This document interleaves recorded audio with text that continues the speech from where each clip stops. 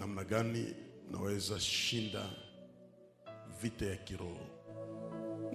Dimanche iliyopita tulizungumzia hii somo, na ni somo yenye iko na 4 parti kubwa, na mpaka sasa tunaiendelesha.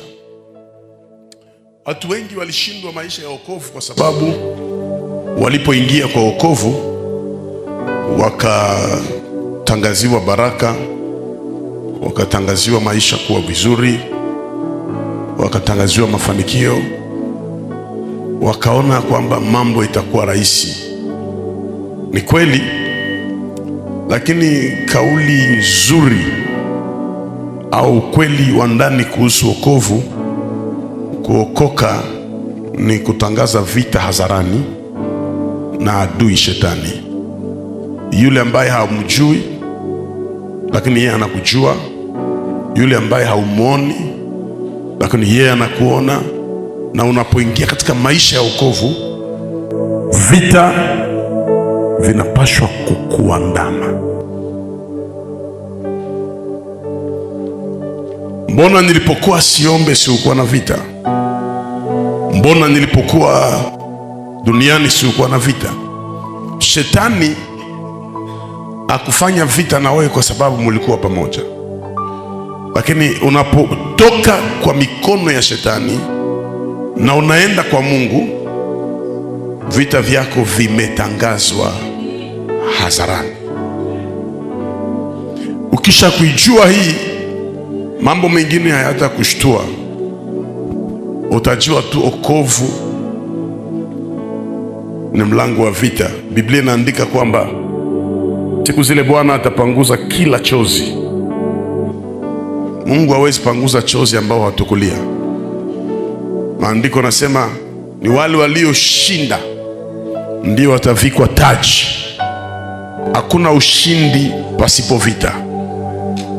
Kwa hiyo katika kuokoka kwako, utie kwa kichwa kwamba nikimjua Mungu natangaza vita na shetani.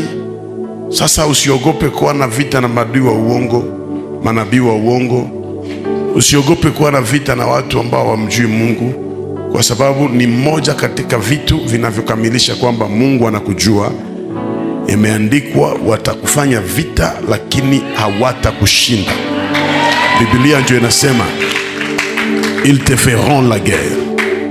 Watakufanya, maana utakuwa umoja lakini watakufanya vita. Watakuwa wengi sana, na hata kama wakiwa wengi sana hawatakushinda, kwa sababu Biblia inasema Bwana yuko upande wetu.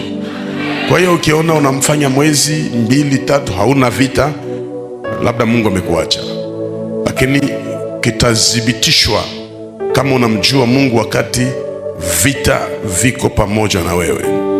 Na Paulo katika kuchoka au katika uzee wake anaongea na Timotheo ambaye ni mwana wake.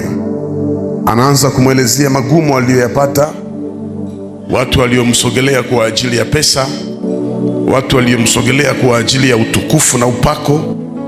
Alipowekwa gerezani wote walimkimbia, na anaanza kusema fulani ameenda, mwingine ameenda, hapa tu nabaki na mmoja anaitwa Luka.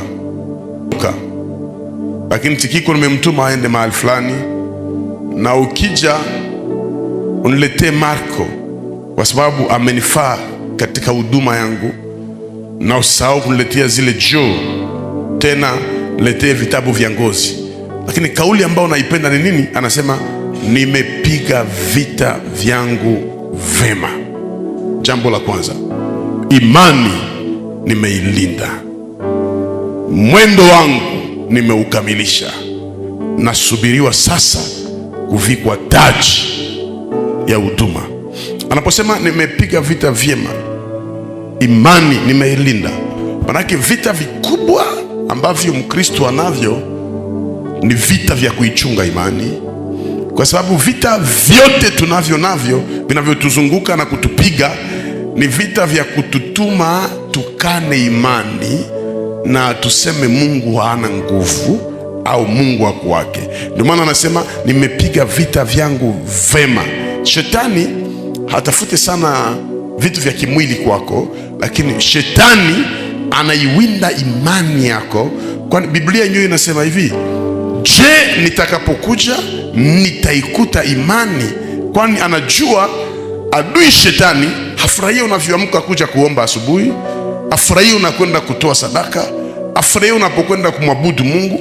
Anataka akudestroy, akuvunje moyo, akutoshe katika vilivyo vya Mungu na ujutie wakati ulipoteza ndani ya Mungu, alafu akupokonye. Na uhakikishia kwamba wengine wakiacha maombi tu hawana miezi 2 wanakufa.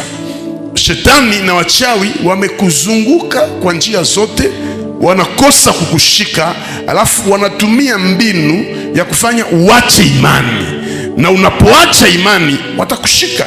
Ndio maana Paulo anasema vita ninavyopambana ni kwa makusudi ya kuichunga imani katika Bwana.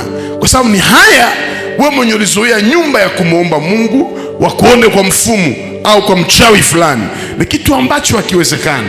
Manake wanapotusema, wanapotupiga mawe, wanapotuletea majaribu, shetani anawinda imani, na akiishika imani yako basi utakuwa umeshindwa. Kwani Kristo amesema wale ambao ni wana wa Mungu wanaongozwa na Roho wa Mungu, na wenye haki wataishi kwa imani.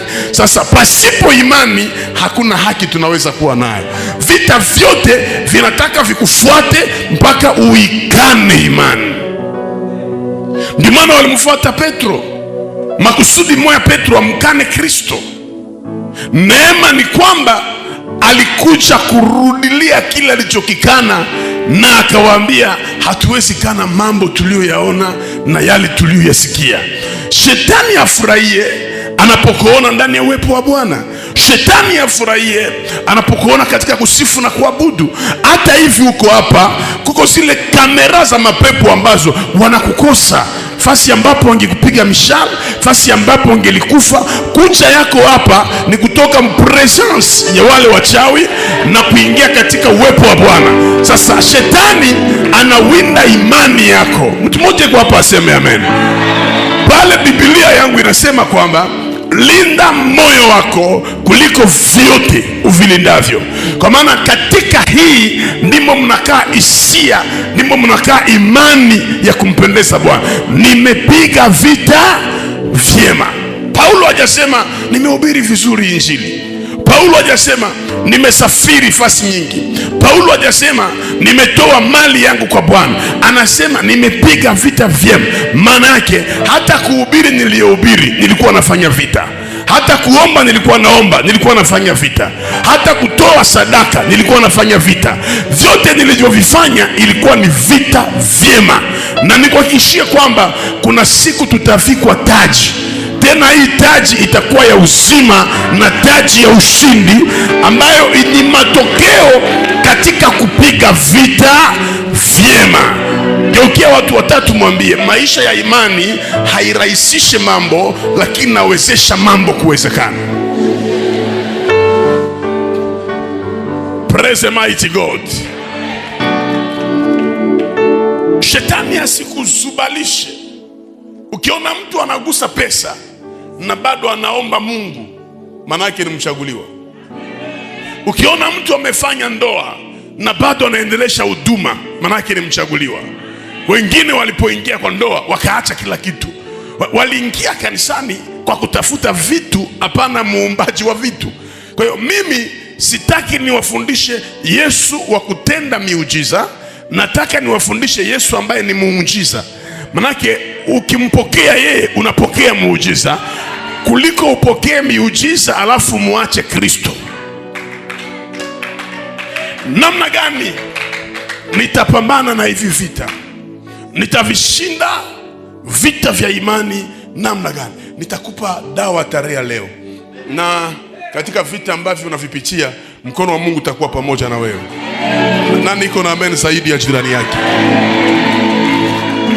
Hata uwe mwema kiasi gani kiroho, utapigwa vita. Haleluya. Kitabu cha Waefeso sura 6 mstari wa 10 anasema, kwa kumaliza vaeni silaha zote za Mungu ili mpate kuzima mishale yenye moto ya muovu Ibilisi. Chapeo ya wokovu, viatu kwa utayari wa habari njema, mshipi ambao ni picha ya ukweli, hasa katika maombi mkidumu usiku na mchana. Jambo la kwanza ambalo utaandika, vita vyangu nitavishinda siku nitajua vita vyangu. Geukia jirani umwambie, vita vyako utavishinda siku utajua vita vyako. Nataka nikupe mistari inayokamilika. Jinsi tumeokoka, jinsi tumemjua Mungu, sote hatuna vita vya kufanana. Kila mtu katikati yetu ana vita vyake, na usipojua vita vyako ni vigumu kushinda. Mfano, watu wengine wana vita ambao Ibilisi anaitumia si kawaida, lakini anatumia silaha ya magonjwa kama vita ya kukupokonya imani yako na mpaka uende kwenye nyumba za wafumu na wachawi. Ni magonjwa ambayo haiwezi kasikie tiba yoyote, na mwisho anakuambia uende kwa mfumu fulani atakusaidia, na unapokwenda huku imani unaikana. Zipo magonjwa za kawaida na zipo magonjwa ambazo shetani anaweza kutangaza uko na diabeti, na wanakupima wanaiona na ni ya wachawi, haiko diabeti. Tumeona mtu ambaye anasema, si mimi mwanamke bikira, sijue mwanaume, sijajikata na wembe yoyote, lakini wanamkuta na ukimwi. Katika kuomba, alipopona na kushuhudia jinsi Mungu amemponya, ndipo mchawi akamtokea kwa ndoto akasema, ni sisi tulikuchomeka ile ukimwi usiku makusudi ukufe nayo. Magonjwa mengine ambayo mnayaona, msikuwe mnafikiri yote ni ya kawaida. Watu wengine kama sisi tunafika kwa kimo hii na tuyaenda hospitalini na hatujagonjwa hata siku moja.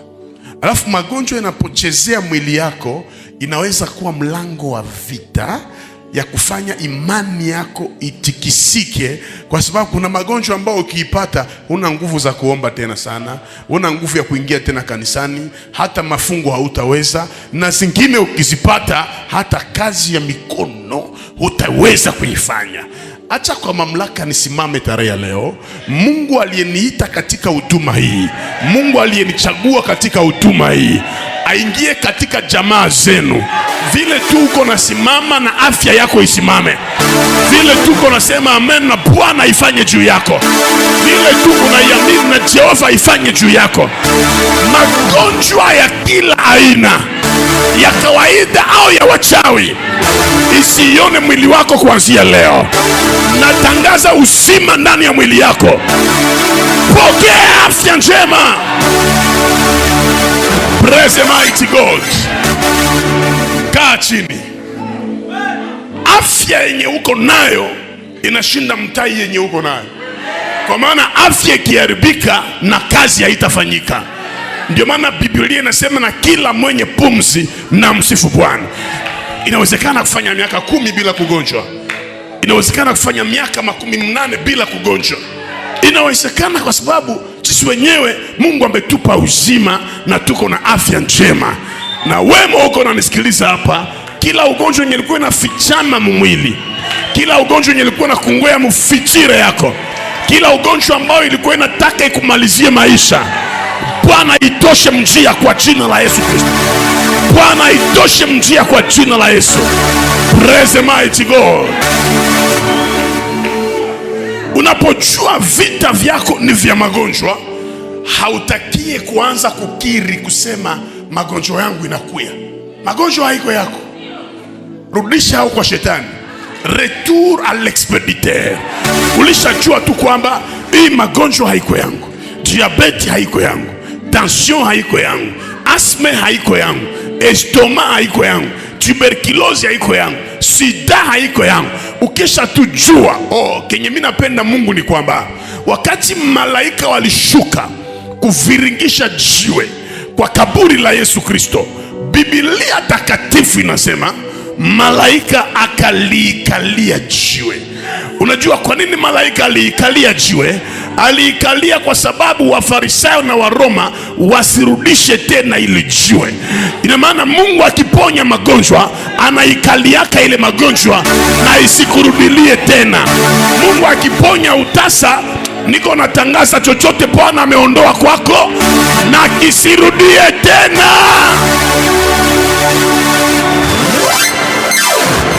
Praise the mighty God.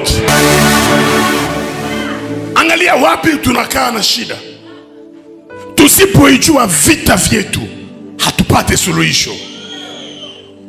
Kwa maana hata kama tunaweza pata suluhisho, tia kwa kichwa, vita vitarudia kwa sababu haukujua ni vita gani. Takupatia mfano mingi sana na itakusaidia. Ndio maana watu wengi kwa Biblia walilia uponyaji, walilia Bwana wasaidie, lakini alikuwa anawauliza, unataka nikufanyizie nini? Kwa tafsiri nyingine, nataka nijue kama unajua vita vyako ni nini. Unataka nikufanyizie nini? Unaweza kuwa na vita ya umaskini, sijaizungumzia bado, alafu naomba pesa. Pesa haikuwa tatizo kwanza, lakini kuondoa vile vita ndio ilikuwa tatizo, mpaka uzima ingie ndani yako. Watu wamoja wana vita ya magonjwa, lakini kuna watu wengine wana vita ya jamaa. Wanaweza kubaliwa na watu wote, wanaweza pendwa na watu wote, lakini vita vyake vinaanzia kwa jamaa. Farao anaweza mkubali Yusufu, lakini ndugu zake walimfukuza. Taifa anaweza mkubali Yefta, lakini ndugu zake walimfukuza. Sasa unapotambua una vita ya jamaa, kuna vitu tatu vinafichama pale. Maana yake una nyota ya jamaa nzima, na kwa sababu ya hii nyota ndio maana jamaa yote inakupiga. Maana yake ndani ya jamaa kuna mchawi mwenye anapendaka akuue mbele wakati juu atawale, lakini alishawahi shindwa. Maana yake kuna siku wewe utakuwaka msaada kwa ile jamaa. Na unapotambua na vita ya jamaa, usishikokotee watu wa jamaa wote karibu yako, wengine wasaidie kwa mbali kuliko ulete vita vya karibu. Kwani Yesu anasema adui ya mtu atakuwa wa karibu yake, atakuwa wa nyumba yake. Ndio maana Daudi hakutaka apigane na Goliati ngumi. Wangipigana naye mangumi, wangisogeleana na Goliati angimuua Daudi. Alipokamata jiwe akaiweka kwa topito, manake alikuwa anatabiri ni vita vya mbali, haiko vita vya karibu. Vita vingine usijikokotee maadui karibu, lakini vita vingine uifanye kwa mbali. Kwa maana kuna maadui ukileta karibu yako wanakuangamiza mbele ya wakati. Ziko jamaa za wivu, hawataki waone mmoja ameendelea. Wako jamaa ambazo wako tayari kukuvunjia hata unyumba, na kila mara ambao unatii sauti ya jamaa unaasi sauti ya Mungu. Mathayo sura 10:34 nasema, sikuja kuleta amani duniani, nilikuja kuleta upanga, kwa maana mtu atachukiliwa na baba na mama na jamaa lake. Unapookoka ya kweli, jamaa nzima inakuinukia. Wengine walifukuzwa, wengine walikataliwa, wengine walisingiziwa maneno, wengine uliwatendea. Ni wale watu wakati wa shida wanakupigia simu unawasaidia, wakati wa shida wanakupigia simu unawasaidia. Siku ambao haukuwasaidia wanasahau ile wakati yote na wanaanza ongea mabaya. Ndio maana ukiangalia hata kwenye Biblia, adui wa Yusufu ni jamaa, adui wa Yesu ni jamaa. Ni Wayahudi wamemuuzisha Yesu kwa Waroma, ni jamaa yake. Ndio maana unapookoka ni vizuri kupenda watu wa familia lako, lakini usikuwe na sentiment diabolique. Usifikiri utakamata nafasi ya Mungu kwa watu wa jamaa, kwa maana ni mlango ya kufanya unashindwa.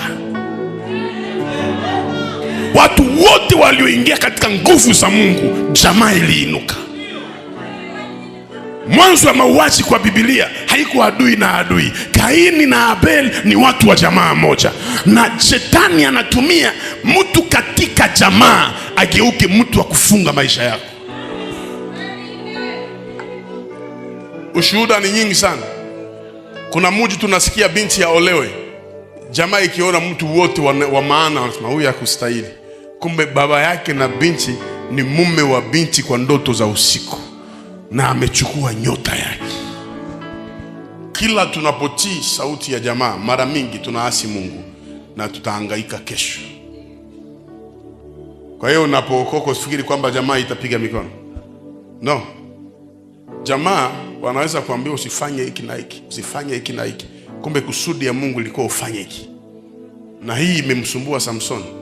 Alimpenda mke mmoja kule Timna, Mfilistini, na Mungu amekusudia Samsoni amuoe. Biblia inasema hivi, Mungu amekusudia Samsoni amuoe ule mke.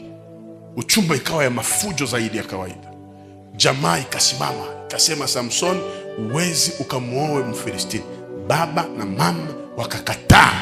Alafu maandiko nasema hawakujua kama hili jambo limetoka kwa Bwana. Jamaa walipinga, na kwa sababu kauli ya jamaa ina nguvu, ule mke akamkimbia Samson. Maisha yake kaharibika mpaka akakutana na Delila na macho yakatoboka. Vitu vingine tunafurahisha watu lakini tunaumia.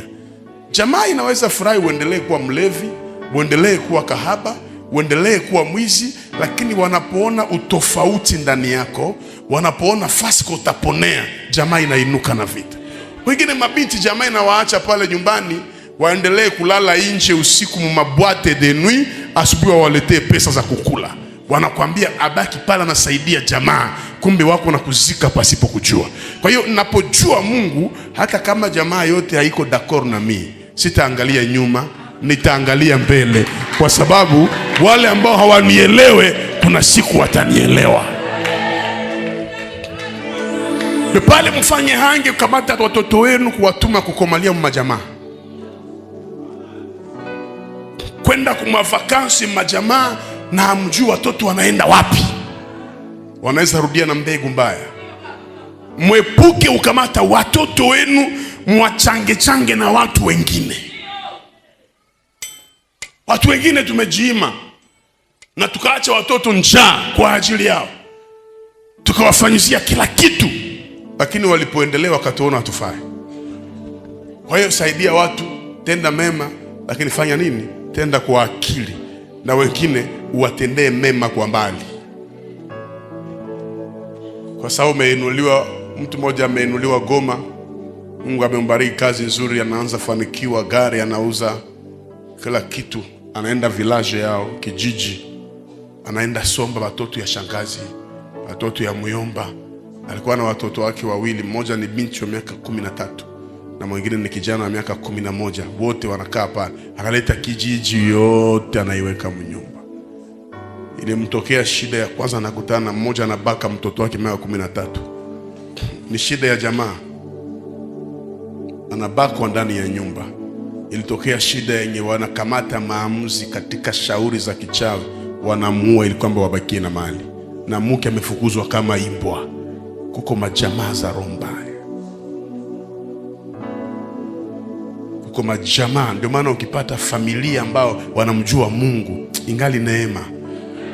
Jamaa ingi, unajua watu wengine hata kwa kazi, ukitumikisha mtu ambaye si wa jamaa yako, anatumika vizuri.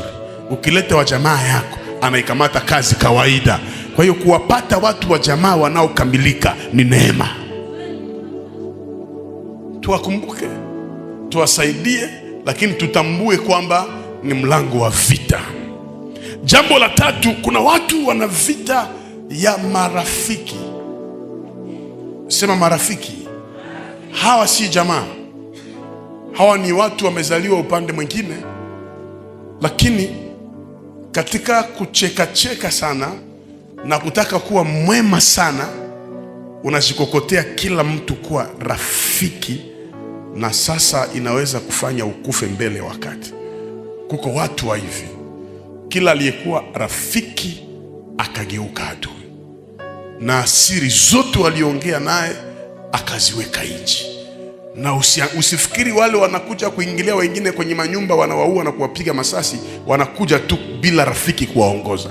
No, adui mzuri ni rafiki mnafiki ambaye mnacheka naye na anakujua zaidi. Sasa akitaka kukumalizia maisha hana gharama nyingi. Kwa hiyo ukijua una shida ya vita ya marafiki, bora uishi peke yako, bora uishi na Mungu. Watu wengine hawaruhusiwi kukaa mu vikundi, wawe na marafiki vikundi, hata kwa group za WhatsApp, hata kwa vikundi vya mtaa. Akianza urafiki, manake atasamba kesho, manake atalia kesho. Wengine hapa si ni wajinga, mpaka anafikisha rafiki mshambre yake, mpaka anaanza ambia rafiki maisha yake yote ya ndoa, mpaka anakamata rafiki. Kumbe marafiki wengi ni wanafiki. Ukijua vita vyako viko pale, Biblia inasema si vema mtu akae peke yake, lakini ni hatari zaidi kuwa na mtu asiyefaa. Kwa hiyo heri nibaki msivema lakini nisikufe. Adamu alipokuwa peke yake hakukufa. Alipompata rafiki mbaya, mauti ilikamata dunia mzima. Kwa hiyo hata kama kukaa peke yako bila marafiki na kutesa, lakini kuliko ujiongezee stress na balaa, ni vizuri ujue kutoka na kuingia. Mwendelee kokota marafiki, mtasamba, mtaona na mtaelewa kwamba ninachowaambia ni kweli. Kuna rafiki anaweza iba na wanakusema mkamate rafiki yake huyu, kwa maana rafiki ya mwizi naye ni nani? Naye ni mwizi.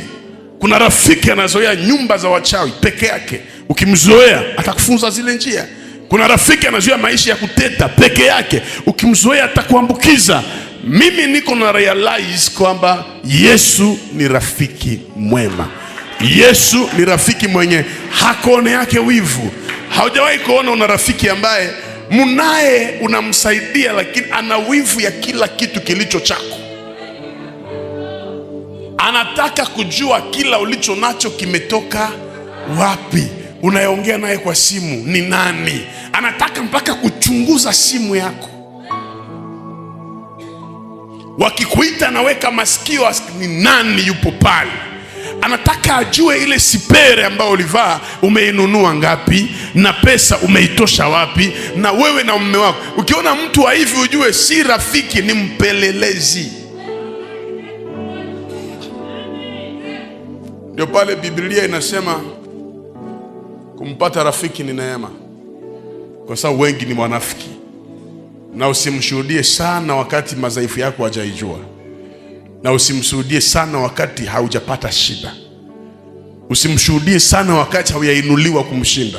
Unapoinuliwa kumshinda, ndipo utajua kwamba huyo ni rafiki wala haiko rafiki. Rafiki wa kweli haombi. Rafiki wa kweli anapewa bila kuomba. Mwanzo ya kuua, mwanzo ya tamaa ni kuomba kile unachokiona. Ni rafiki kile anakuambia nipatie ile nguo yako na mimi nianze ivaa. Ukimnyima atanungunika, na ukimpa ataomba tena, ataona kingine, nipatie ile nguo yako na ivaa, na mwisho ataanza sema unampaka makombo. Ukiwa na rafiki wa dhamiri, anakufanyia zawadi, anakufanyia surprise ambayo we mwenyewe haukuomba. Alafu urafiki wa kuombaomba saa zote, mwisho naongeza mihali. Geukia vuazie mwambie hauko rafiki yangu, uko ndugu yangu ndani ya Yesu. Mkanisa hamuna burafiki.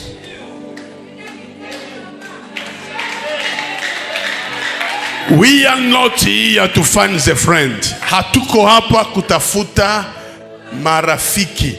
Tunapookoka kila mtu anakuwa ndugu katika Kristo. Watu wengine mumaliziane kanisani tu, fasi yako ya kazi yasipajue, na hata nyumbani yasipajue. Kwani akipajua matatizo yanapajua. Akipajua anakuwa nakuletea majina za watu usiku na mchana. Aliye nasikia asikie vizuri.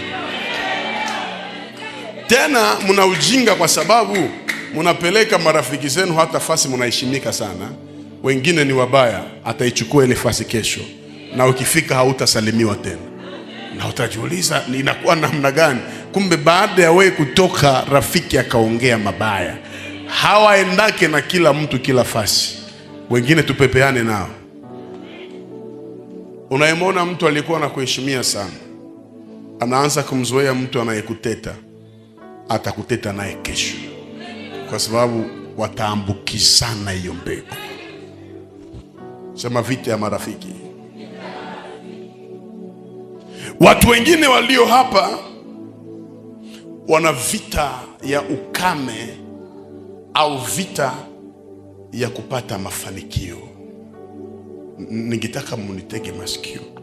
Mungu yuko anaponya roho za watu kwa asubuhi ya leo, kwa sababu hii ni dawa yenye uko napewa. Watu wengine wakitoa cha 10 ndio pesa zinakataa. Nimeona kwa ofisi moja anakuja kushuhudia, apotre, tangu nimetoa cha 10 hapa pesa yangu inakataa. Natumikaka lakini salary haifiki. Bwana mwingine anagonga mlango pale. Mimi nasema asubiri kidogo niongee. Au papa hapana, mimi nakia na cha 10, niko naenda kwa kazi. Mimi nasema vile atachelewa, acha aingie. Anaingia, anaambia papa, mimi si nitoa cha 10 ya $10 ile siku hapa. Sasa Mungu alinibariki mimi nakia na cha 10 ya 300. Na tangu nilitoa cha 10 kwako hapa, maisha yangu yanabadilika sana. Na ule jamaa angali pale. Nikamwambia wewe mwenyewe unasikia hapa, probleme haiko wewe ulikia kutoa cha 10 hapa. Shida yako ni vita yenye uko nayo. Na hiyo siku nilipokea watu wa cha 10 ambao wanasema Mungu ametubariki sana, anatuinua sana. Nikakaa naye. Nikamuuliza uniambie, ulianza kuombea hapa namna gani? Anasema tangu nilianza kuombea kwa Jehova Nisi ni miezi 3. Na tangu nimeombea hapa ndo nagusa pesa ya kwanza, niko na 38 menjo ya kwanza kugusa $300. Naishi maisha ya kupewa $20, $10. Mimi naambia unanungunika kwa nini? Vile unaanza njia ya kutoa cha 10, shetani anaogopa. Na anajua ukiendelea atakupiga vita. Watu wengine katikati yenu hawapati pesa si kwa sababu hawajui kutumika. Hawapati pesa si kwa sababu hawana akili. Shetani anafunga milango ya pesa, kwani anajua huyu akipata pesa kazi ya Mungu itaendelea mbele ya wakati. Huyu akipata pesa kuna mayatima na wajane watafanikiwa. Huyu akipata pesa, wewe unapokosa pesa vingine usikubali sema umeumbiwa hivi. Vingine ni njama ya shetani ya kutesa kazi ya Mungu, kwa sababu anajua wewe ni njia ya mafanikio ya kazi ya Bwana. Kwa hiyo vingine haiko vita vyako, ni vita vimetoka kwa kazi ya Mungu. Mungu anajua huyu akipata pesa jamaa yake yote itapona. Mungu anionee huruma tarehe ya leo. Kila mwenye iko napitia ukame wa pesa, labda haiko hapa, kila mwenye nia ya kutoa na kuwasaidia watu, kila mwenye nia ya kufanya kazi ya Mungu iendelee mbele na pesa hasipate, Roho wa Bwana anipe neema tarehe ya leo. Milango yote ya mbinguni iwe juu yako na pesa ifunguke katika jina la Yesu. Leta amen mara 3 zaidi ya kawaida. Praise the mighty God. Si kana kwamba Mungu anawabariki watu wote kwa mara moja. Mungu anaweza bariki mtu mmoja au wawili na wanakuwa msaada kwa watu wengine. Sijui naeleweka vizuri hapa. Shetani anapojua wewe ni njia ya baraka kwa watu, anafunga maisha yako. Farao amemwambia Musa na Haruni, nakubali mwende, lakini msitoshe pesa hapa, mifugo ibaki hapa, msitoshe chochote hapa. Unajua alisema vile kwa nini? Anajua hata mkienda kuabudu jangwani na mnaacha pesa na mifugo na watoto wenu, mtafanya nini? Mtarudi. Alijua katika pesa ndimo mna nguvu za kumwabudu Bwana.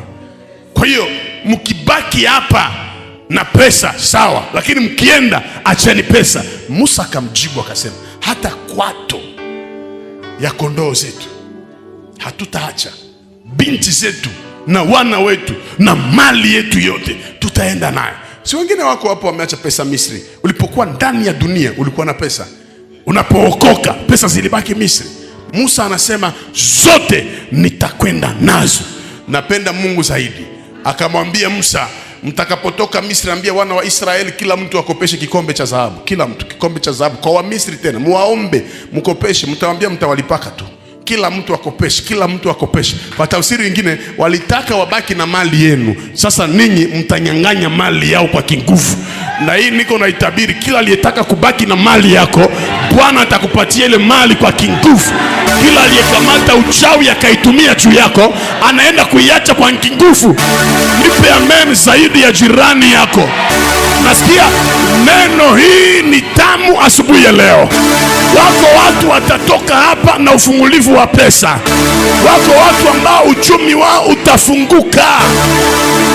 Praise the mighty God. Ni hatari wamama wakikosa pesa.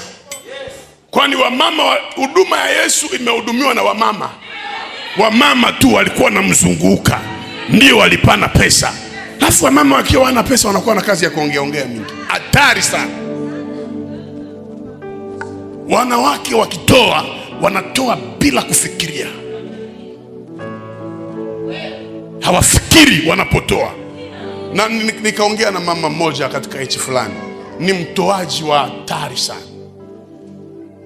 Na ndasikwambia kuko watoaji, lakini ule mama ni mtoaji wa hatari. Kila program ya kanisa alikuwa anamwambia mchungaji, kama kuna utoaji watafanya, waniachia 50%, 50% ya utoaji nitaifanya. Nami nikamswali huyo mama, kwa nini hivi? Anasema, ninapotoa mimi natolea pia mume wangu, natolea watoto wangu, natolea wajukuu wangu, natolea kila mtu wa familia yangu, kwa sababu mimi ndimo nina baraka za watu wote, kwani maandiko nasema uzao ya tumbo yangu itabarikiwa. Kwa hiyo na tangu nimefanya hivi, watoto wangu wanaendelea vizuri, wengine wameinuliwa. Unajua kutoa haiko kumkaza mtu, kutoa ni siri kutoka ndani ya moyo. Alafu ukiwa na ile neema, usiache maisha yako yote. Kwa sababu hata kama hatutoe, ile pesa itaisha, na hata kama haiishe utaiachaka. Mtu mmoja yuko hapa aseme amen. Watu wengine wana vita ya pesa. Ukiahidiwa pesa haupewi, mwingine anapewa.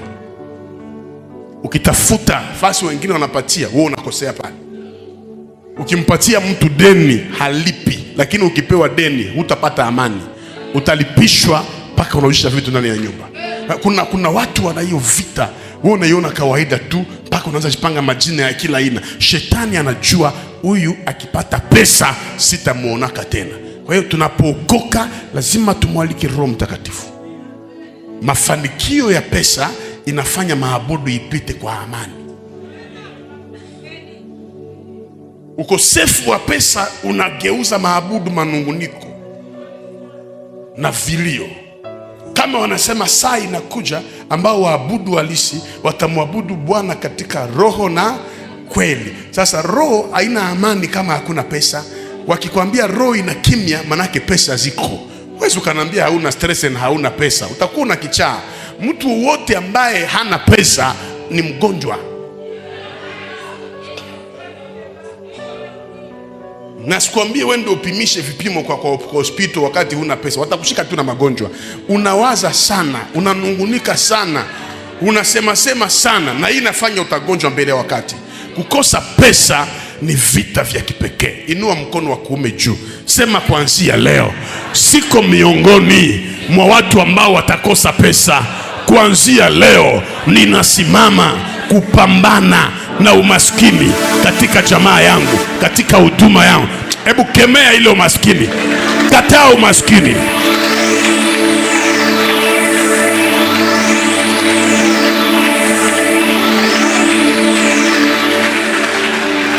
Praise the mighty God.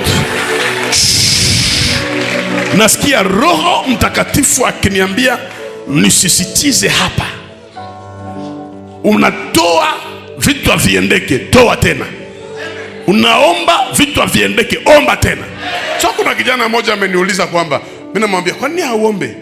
Asa mimi nakufuata tu kwa radio, nilikuwa naingia mkanisa mmoja niko desi nikaacha. Nikamwambia tangu ile siku ulikula maragi alafu akakupatia hamu ya kuendesha, ukaenda kuendesha usiku mzima, uliacha maragi kesho? Mbona ukuacha maragi ukaendelea kuikula tu? Kama walikuvunja moyo, kwa nini usijiweke moyo na uendelee mbele? Shetani anapenda kuvunje moyo juu uache. Sasa sisi tumejua siri, hatutaacha. Na kwenye unapata vita sana, ndipo baraka zako zinaonekana sana. Kwenye una uzito sana, ndipo miujiza yako itatokea. Nipe amen zaidi ya jirani yako. Vita vya aina ya ine: kupigwa vita pasipo sababu. Ishakufikia? They talk bad about you without reason. Unapigwa, mtu anakuchukia, hauko kaka yake, hauko mama yake, hamchangie naye kitu, hauyamfanyaka kitu, hakuna sababu. Anakushinda miaka, anakushinda makuta, anakushinda sura yake mbaya, na anakupiga vita. Wewe unajiuliza sasa, mbona hii vita sikuiprovoke? Kwa nini naweza pigwa vita bila sababu? Inatokea. Wewe labda hujaiona. Mpaka unakaa kwa chumba unajiuliza, nilimkoseaka? Unaendaka lomba mtu msamaha wakati unajua nini ulikosaka. Unaangalia, hakuna chochote nimekosea huyu. Vita inaanzia wapi? Acha niambie mtu mmoja, ukiona mtu anakupiga vita bila sababu za msingi, manake katika ulimwengu wa kiroho kuna sababu inayofichama wewe usiyojua. Kila mara natafutaka auwe jamaa yako aiangamize, lakini wengi unageukaka blockage kuplan zake zote. Unaamuka unasema ananipiga vita bila sababu. Hakuna kukosa sababu. Katika roho kuna sababu. Vingine usiulize tena, tunafiaka nini? Nishakwambia kuna shida tu mnafiaka yenye wewe haujui leo, lakini utakapofunguliwa macho ndipo utaijua. Tumoja aseme amen. Ona ule Herode afate Yesu, mtoto wa siku 2 kuzaliwa, waanze vita na Yesu. Vita gani mfalme na mtoto? Vita gani? Hampige Yesu vita kwa sababu amezaliwa. No, anampiga kwa sababu kwa mwisho atasema, nimepewa mamlaka yote mbinguni na duniani. Maana na mamlaka ya Farao nimeipewa yote. Shetani aone leo yako, shetani anaona kule kwenye Bwana yuko na kupeleka. Ukipata vita usione ni kifo, inatangaza huko mtu kawaida. Vita vya aina ya 5 ambavyo vimenishangaza sana ni vita vya kutoka kiwango fulani na kwenda kiwango kingine. Nipe masikio vizuri. Ni vita vya kutoka hatua fulani na kwenda hatua nyingine. Listen very careful, kwa sababu hapa nimefunuliwa vitu vingi na Mungu. Unajua katika maisha kuna vitu vingi viko sacred. Kuna vitu viko wakfu kwa Kiswahili kizuri. Maana yake kukuwa locataire miaka ya kutosha ni laana ambao lazima ujue. Sasa unapotaka kutoka mkukua locataire paka uhamie kukua na nyumba, hapa katikati kuna vita. Tutio tunaelewana vizuri hapa. Kuna vita, na hivi vita ndio vinakufanya wende ununue nyumba ya maproblem. Hivi vita vinakufanya upate pesa na unaziweka zote, unasema mwezi wa 12 zitaenea, mwezi wa 11 magonjwa yanatokea. Hii vita vinakufanya unaweka pesa kununua nyumba, mke wako anaziiba au mume wako anaziiba. Maana Ibilisi anakataa asitokake hii upande na aende upande mwingine. Kutembea kwa gari si kawaida. Hata unaweza kuwa na pesa, kuna wengine hawaruhusiwi kuwa na gari. Shetani anakataa. Akitoka kwenye kutokuwa na gari na apate gari, inaweza kuwa mlango wa ajali au mlango wa kifo. Kuna watu hawaruhusiwi ndoa. Ibilisi anakataa. Ndio maana usitumie tu maombi mingi kwa kupata ndoa, lakini utumie maombi mingi kwa kuchunga ndoa. Kwa maana vita vya kupata na vya kuchunga haviko sawa sawa. Unapopata kitu, vita vinaongezeka ili kwamba uviache. kuna maisha ya umaskini Ibilisi anaifurahia, kwani umaskini ni mlango mkubwa wa kufanya mtu aangamie. Kutoka kwenye umaskini na kwenda upande mwingine, kuna vita pale katikati ambavyo vikitaka anza, vita vinatokea. Na kijana wangu mmoja ambaye nampenda, Reverend Josafati, ni mtumishi hapa, anachunga ile paroisi ya Ndosho. Ni mtu wa kiroho na hekima.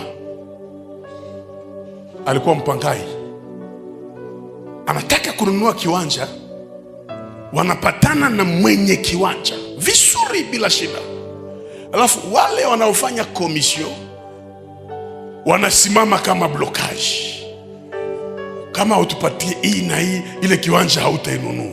Naye anataka pata kaasira kidogo. Nikamwambia, vita vya upangai, ongea na hawa watu taratibu, kwa sababu Ibilisi hataki utoke mahali ulipo na uende mahali pengine.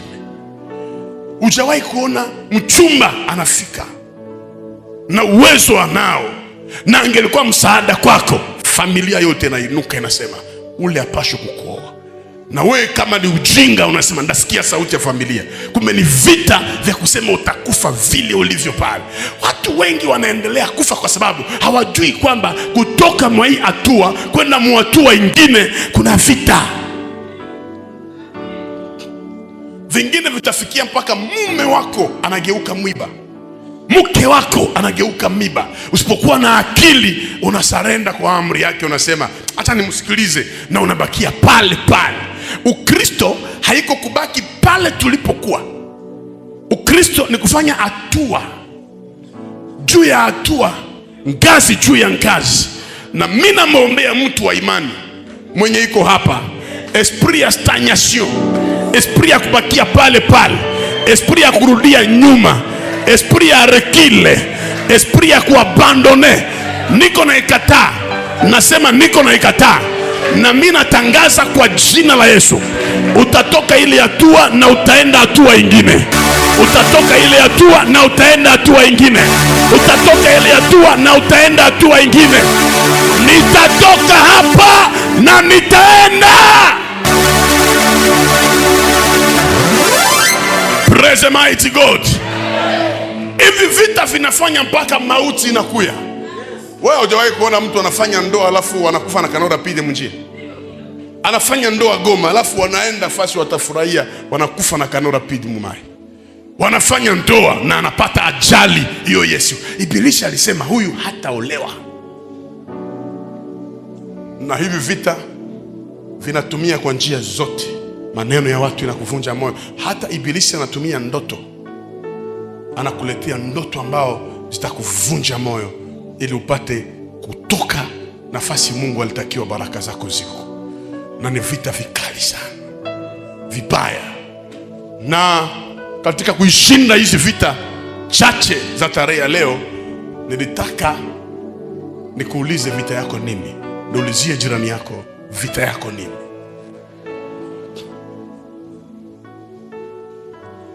Nini vita yako? Nini shetani hataki uwe nayo?